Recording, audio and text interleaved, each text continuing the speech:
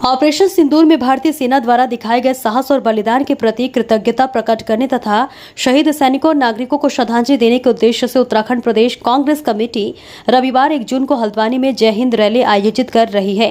Rally की तैयारी को लेकर आज हल्द्वानी में पूर्व मुख्यमंत्री हरीश रावत, कांग्रेस प्रदेश अध्यक्ष करण मेहरा, नेता प्रतिपक्ष यशपाल आर्य सहित कांग्रेस के कई नेताओं ने आज प्रेस वार्ता कर रैली को रूपरेखा की जानकारी मीडिया को दी। इस दौरान कांग्रेस नेताओं ने कहा कि इस रैली में प्रदेश भर से हजारों कांग्रेस कार्यकर्ता और आम लोग शामिल होंगे।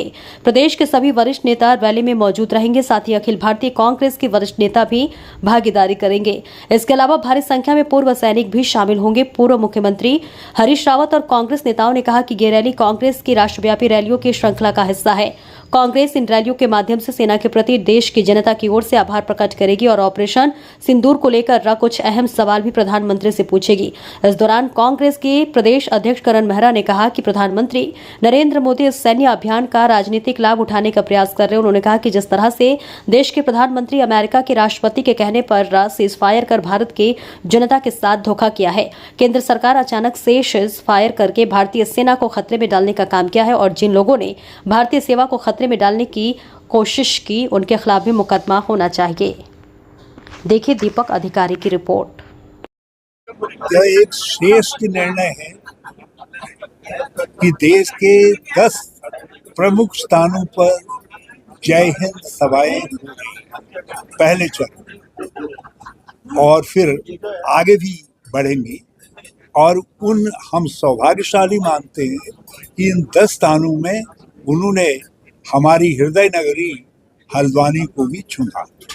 हम सौभाग्यशाली हैं और मुझे पूरा विश्वास है कि कल बड़ी संख्या में उत्साही जनमत हल्द्वानी की रामलीला ग्राउंड में आएगा और उनमें हमारी बड़ी संख्या में वो गौरव सेनानी होंगे जिन्होंने 1965 के वार में, 1971 के वार में, सियाचिन के ऑपरेशन में और कारगिल ऑपरेशन में भाग लिया है और हमको ये सौभाग्य मिलेगा कि हम उनका वहाँ सम्मान कर सकें।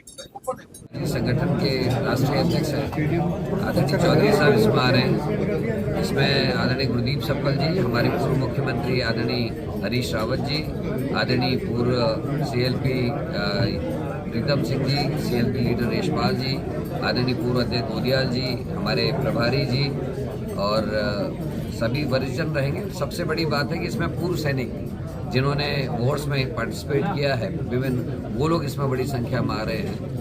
और इस रैली का जो आयोजन है वो भारत के 10 प्रमुख शहरों में हो रहा है, उसमें हमारा हल्द्वानी भी एक है। और इसमें जैसा कि आप लोगों के प्रश्न के हिसाब से भी जयशंकर जी के ऊपर अभियोग चलना चाहिए। इस बात की मांग भी उठेगी कि उन्होंने जो राष्ट्रीय सुरक्षा है उसको खतरे में डाला। उन्होंने पाकिस्तान को पहले ये सूचित किया कि हमारी फौज जो है आपके यहाँ आक्रमण करने जा रही है, जो अपने आप में राष्ट्रद्रोह के उसमें आती है। सेना के जवानों को, हमारे पायलट्स को, हमारे एयरक्राफ्ट्स को खतरे में डालने का काम उन्होंने किया, जो निश्चित ही उनके खिलाफ कार्रवाई होनी चाहिए। आज पत्रकारों के खिलाफ, कवि के खिलाफ, कार्टूनिस्ट के खिलाफ कार्रवाई हो रही है, उनको जेलों में डाला जा रहा है। तो ऐसे लोग जो देश की सुरक्षा को खतरे में डाल रहे हैं, सेना के ऑपरेशंस को पहले एक्सपोज कर दे रहे हैं, इनके खिलाफ सख्त कार्रवाई होनी चाहिए और बीजेपी को इसमें माफी मांगनी चाहिए। देखिए, कल की जय हिंद रैली ऐतिहासिक होगी और निश्चित रूप से जो देश की एकता, देश की अखंडता, देश के प्रति समर्पण भाव इस रैली में निश्चित रूप से परिलक्षित होगा और सेना के शौर्य, सेना के पराक्रम, जो हमारे वीर सैनिक हैं, जिन्होंने निरंतर देश की सुरक्षा के लिए अपनी जिंदगी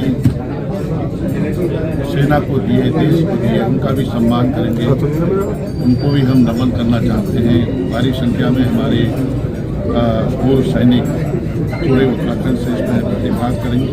ये हमारे लिए गौरव के क्षण है और इसीलिए पूरे देश भर में जो 10 स्थानों का चयन किया गया है उसमें हल्द्वानी हमारा परिवार है, उसको शामिल किया गया है और अपने को गौरवान्वित महसूस करते हैं।